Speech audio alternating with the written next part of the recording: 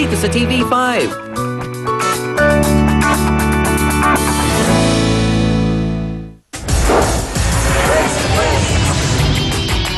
Marahil ngayong magkaharap na ng face-to-face si Mang Ricky at ang kanyang anak na si Emily, ay mas mauunawaan po ninyo, Mang Ricky, na si Emily po ay hindi nagsisinungaling. At siya po ay nasasaktan. Bakit ko po siya tinanong kung gaano niya kayo kamahal? Alam po ninyo kung bakit? Kasi sa sobrang pagmamahal po ni Emily sa inyo, nagawa po niyang tanggapin ang taong pinili po ninyong mahalin. Nagawa po niyang pakisamahan ang taong pinili po ninyong mahalin. Kailan nagsimula ang pananakit, Emily? 10 years old po ako. Tandang-tanda mo, 10 taon ka. Anong unang nangyari? Marami po.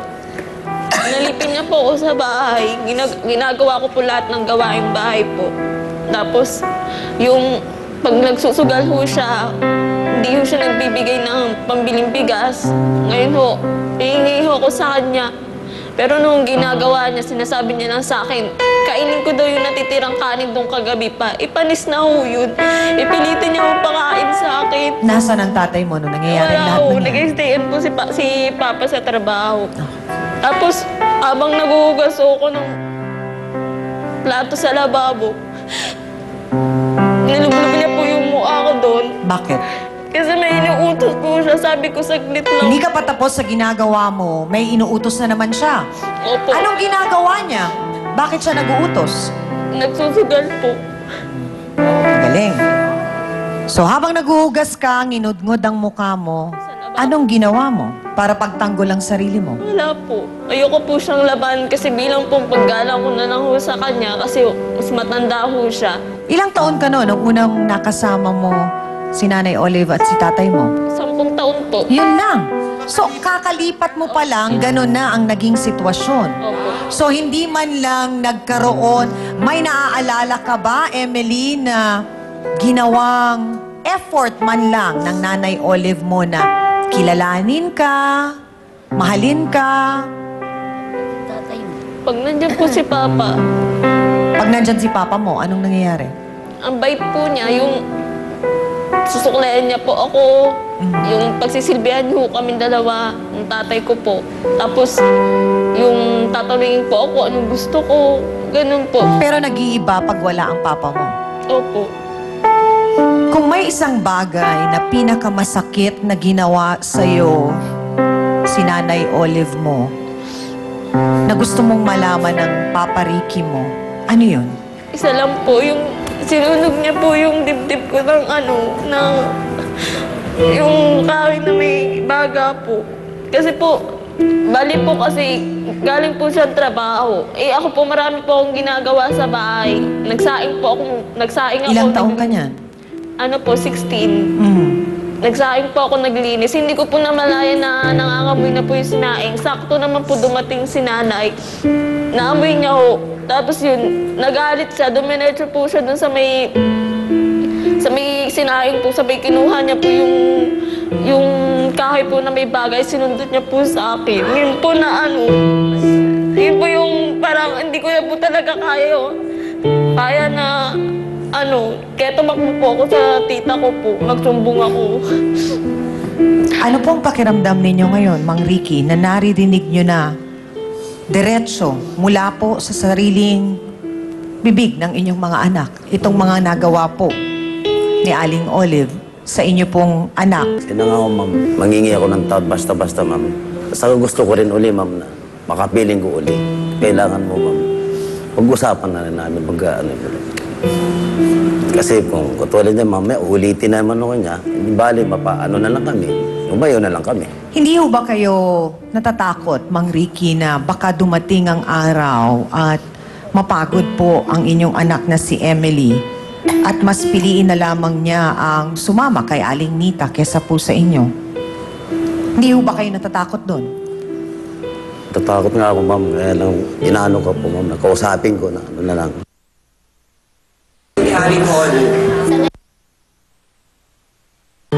Kung kailan nag-10 mas takot daw po kayo na iwan kayo ni Aling Olive.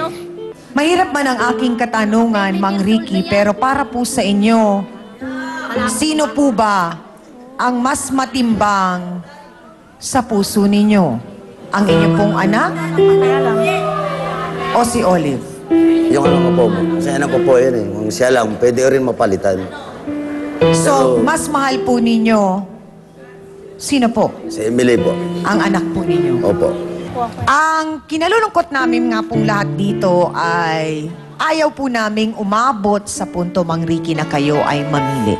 Ayaw po namin na magkawatak-watak ang inyong pamilya. Ang ipinagdarasal po namin lahat ngayon na sa tulong ng trio Tagapayo, mas maging bukas ang puso't isipan ninyo, Aling Olive, natanggapin ang mga payo na ibibigay nila nang sa ganon masolusyonan ang problemang ito, Mang Ricky, bago pa ho maging huli ang lahat. Hindi ako nagagalit sa inyo bilang isang tao. Ang medyo naalarma ako ay yung naging pag-uugali nyo na nagawa nyo dito sa bata. Iyon ang kamuhi-muhi. Yung nagawang yon. At yun nga ang pinaparusahan ng batas. Ang sa akin lang, pag-isipan mo rin na kung sakasakaling magbukas sila ng bintana para magpakita ng kahit sabihin mo, total isang beses sa linggo, iba pa rin yung may pinupuntahan kang talagang magulang. At yun ang maganda sa tiyahin mo dahil hindi kinokontrol hindi niya hinahawakan yung mo, emosyon mo o yung mismong isipan mo para gumawa ka na mag-iba. Mukhang sa naging counseling ng ating mga bisita ngayong umaga, mas lalo naming nadiskubre kung gaano kabait na bata itong si Emily. Di po ba, Attorney Ben? Totoo po yan, Chang, sapagkat ang sabi ni Emily ay kahit na siya pa po ang piliin ng kanyang ama, subalit ayaw daw niyang masira ang pagsasama ng kanyang ama at ni Olive. Na kahit na siya ang magsakripisyo ay handa siya. Kaya Aling Olive, bakit hindi mo buksan ang iyong puso?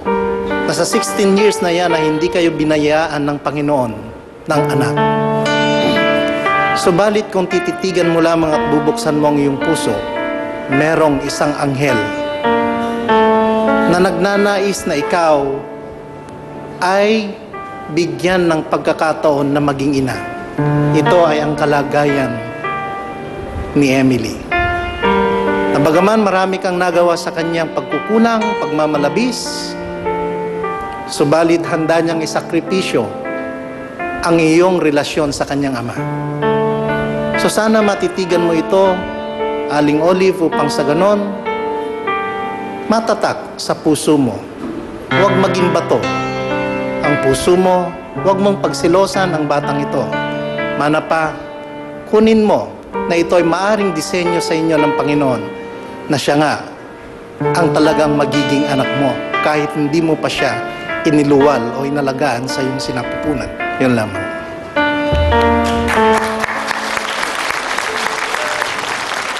Alam niyo, ang tinatawag nating selos, talagang isa siyang matinding emosyon na nakakasira po ng isang relasyon. Unang-una, ang selos na tinutugon niyo dito, Aling Olive, mali. It's a displaced jealousy. Nung pagkaluwal sa kanya, namatay na kaagad yung kanyang ina. So ano po ang matututunan nitong batang ito? Alam niyong wala, pero pinapakita sa inyo, walang bisyo yung batang yan. At hindi naghangad na magkaroon ng pamilya kaagad dahil nakita niya kung ano ang kahalagahan na maging maayos at mabuting tao. Pero paano pa siya magiging maayos at mabuting tao kung gusto niya sana makapag-aral ng college, sasabihin kaagad walang pamamaraan para makapag-aral siya. Siguro isang pamamaraan dito para ipakita nyo na talagang kayo ay desidido kayo na nagsisisi kayo sa ginagawa nyo. Aling Olive, Malaki naman po ang katawan niyo na kasing katawan ko. Magtrabaho po kayo.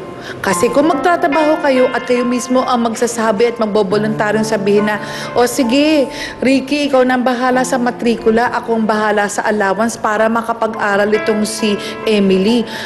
Hindi ho ba ang laki-laking bagay yun na parang ikatutuwa ni Emily na eto, nabubuong pilit ang ating pamilya?